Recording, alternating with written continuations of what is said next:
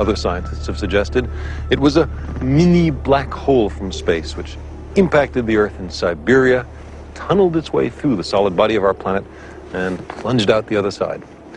But the records of atmospheric shock waves give not a hint of something booming out of the North Atlantic later that day.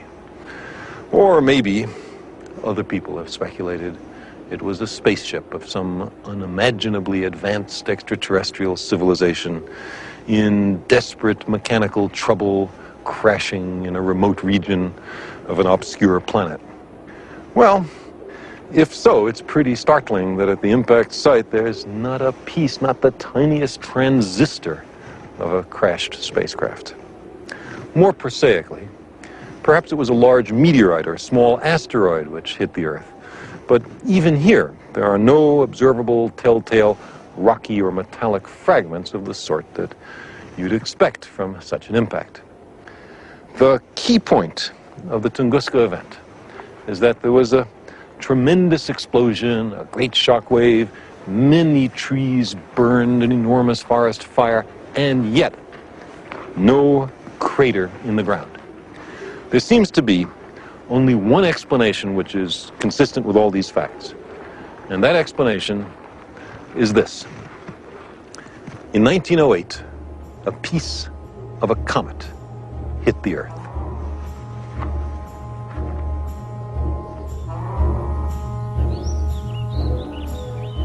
No one saw it approach, a small point of light lost in the glare of the morning sun. It had been drifting for centuries through the inner solar system, like an iceberg in the ocean of interplanetary space.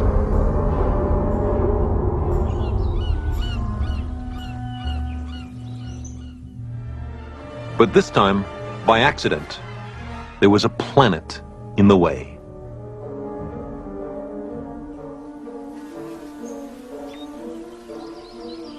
From the time and direction of its approach, the object that hit the Earth seems to have been a fragment of a comet named NK, hurtling at more than 100,000 kilometers an hour.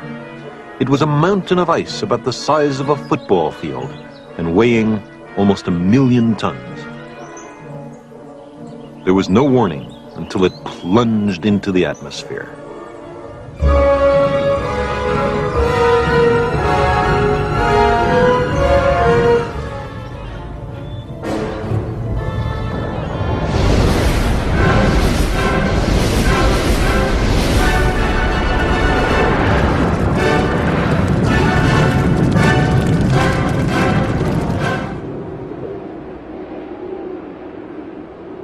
If such an explosion happened today, it might be thought, especially in the panic of the moment, to be produced by a nuclear weapon.